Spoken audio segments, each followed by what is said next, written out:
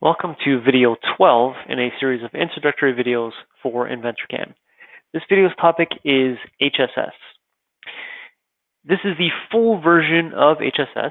For the HSS Express, I refer you to video 11. In video 11, we saw how to do the linear and constant Z options in HSS. In this one, we're going to take a look at the full HSS and whatever else pops up in that technology window. The full HSS allows you to use any bit of geometry available to you. So where HSS Express was just using just the surface, in HSS Full, we can actually use contours and curves and maybe even other surfaces to drive the toolpath a little further. So let's compare those first two that we saw in video 11. So let's say we just do this edge right here, this fillet. If I were to use constant or linear, you would see that it goes in one direction. Now I have some link between slices and gaps along cut sort of thing that we saw in video 11. I'm just smoothing it out as best as possible, but this is still just a linear toolpath. I told it to go in 0 degrees from the x-axis. You can see it's trying to do that fillet on one side. It might actually look good. You can see here how it's a nice smooth looking toolpath, but as it gets to the curvature here, it's getting an odd kind of curve downwards, and then as it goes along here, it's going that direction. Cosmetically, it doesn't look like a uniform finish. So I probably would try and use constant Z. But again, because it changes direction, the curvature is not exactly constant in Z, what you're getting is kind of a fanning near the top, and then you're getting them kind of collapsed at the bottom. And again, that is just a waterline cut. That's the constant Z slicing. And also there's this jump along the gap here because of the curvature in the middle there. It doesn't want to collide there, so it's going up into the clearance area. So probably, again, not the best finish. If you had HSS Express, this is all you could do. But in full HSS, we can get a toolpath that follows the curvature exactly. So you can see how it changes direction, keeps the consistent step down, and all of that. So let's take a look at how this guy works. This one's called Morph Between Boundary Curves. So you actually have morph between boundary curves or morph between two adjacent surfaces. In this particular option, we're using additional curves. I just chose the top edge of the surface, indicated there by the purple, and the bottom edge of the selection of surfaces indicated in the purple there. And what that actually does is it tells InventorCAM to lay down a toolpath that machines the drive surface, those three surfaces there, but as it travels from the start curve to the end curve, blend the toolpath. Now on this particular toolpath here, you're not going to see too much of a blending, too much of a morphing, other than the fact that as it goes along down the edge here, this radius increases to match the radius on the bottom. But if you were doing a much more complex part, you would get to see some nice blending so that it matches the surface. There's a much more of a better flow to the finish. And HSS being a finishing toolpath, that's what you're looking for. You're looking for something that is nicely cosmetic to the part. Every other option in here is similar to what we saw in video 11. The only differences will be under levels, you'll get, depending on if you're doing a 3-axis, 4-axis, 5-axis toolpath, you're going to get either cylinder or sphere. You'll actually have a different clearance area to go to. In the case of cylinder, it'll place a cylinder perpendicular to one of the 3 axes listed here, or a custom axis, and you'll actually be able to define a radius of the cylinder.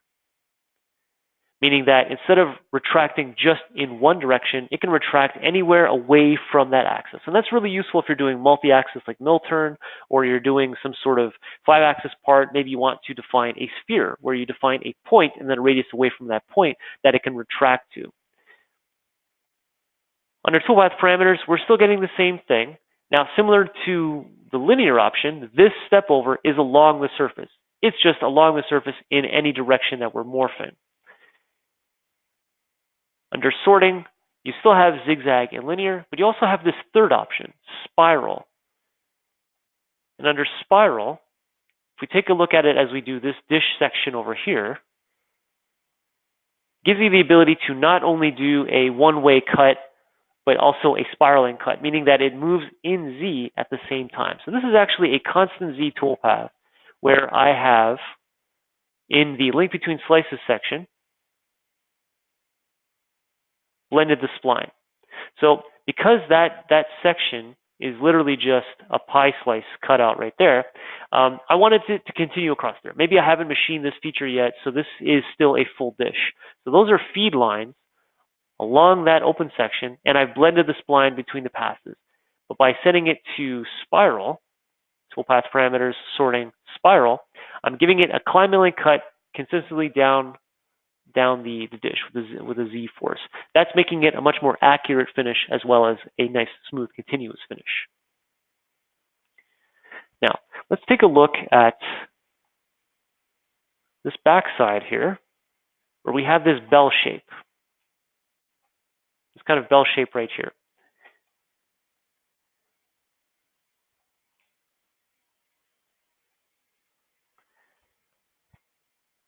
So if I choose that one surface, it has a unique shape looking to it. If I do this with linear, then I can only go in one direction. If I do this with constant Z, it's completely flat. I can't do it. I could try doing this with morph between boundary curves, but which curve would I use? Which end curve and start curve would I use to blend it properly? I kind of don't really want to blend between any one of these two edges. I just want to go in one direction across the whole thing. So in this particular case, I'm choosing a straight line, but it could be any curve, any sketch line, and it'll be parallel to that curve as I go across. Now you actually have parallel to curve and parallel to surface. They do the same thing, but what you would do with parallel to surface is you would follow that surface's normal as you go across the drive surface. Same with morph between adjacent surfaces. The surface drives everything, but a lot of the times maybe that surface is a translated surface. So for myself, I usually choose the curves, but you can drive it by both. In this case, I'm driving it by that straight line. So if we take a look at what that toolpath will look like, it is parallel to that line as it goes across here. So it looks like linear, but it actually is following just that line. So if I change that to a different curve, if I had chosen this edge right here, it would try and stay parallel to that as it travels across that bell shape. Let's say you had a sketch or an edge that isn't something you want to be parallel to. Well, you can do the opposite. You can do perpendicular to that curve. And what that does with this bell shape is if I use that same line, I'm now perpendicular to that line. So you can see I'm getting kind of a better finish over here, but now as I'm trying to go along this kind of edge here, I have to go to the clearance area. But I am staying perpendicular to that curve. So again, that could be useful if you have certain features that are not exactly in one direction, or you have an edge on that feature that is not in the direction you want the tool to go, but it is perpendicular to the direction you want to go.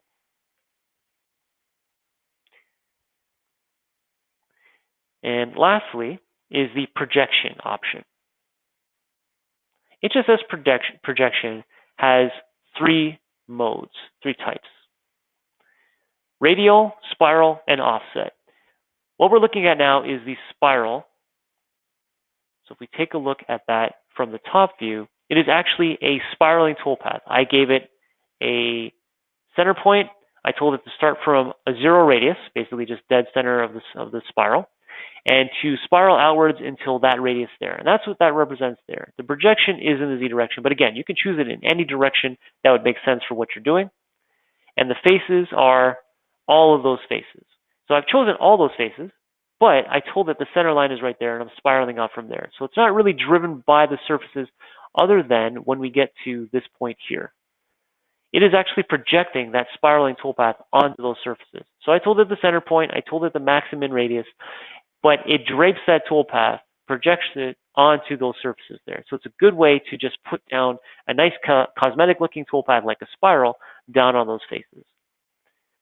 The other options, things like spiral, radial, and offset, those are again just pure projections. I would give it a center point for the radial, and it would do a star pattern out from there. Offset, it actually would ask me for a sketch, and then I could offset from that sketch by a certain step over. Again, as soon as I choose that, it actually gives me something that I can click on in terms of my curve I'd like to project, and then I can give it step overs and step downs and so forth. User-defined is actually a way to do sort of like a 3D engraving. You give it a feature, a sketch, something like that, and you can project it onto the surfaces. So it's actually a way to project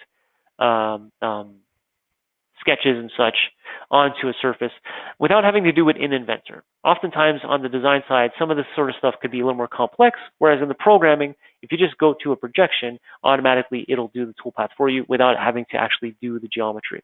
So main difference between HSS Express and HSS Full is the addition of contours and curves to drive the toolpath direction. Any questions on this or anything else from InventorCAM, just give us a call at 1-866-975-1115, extension 2.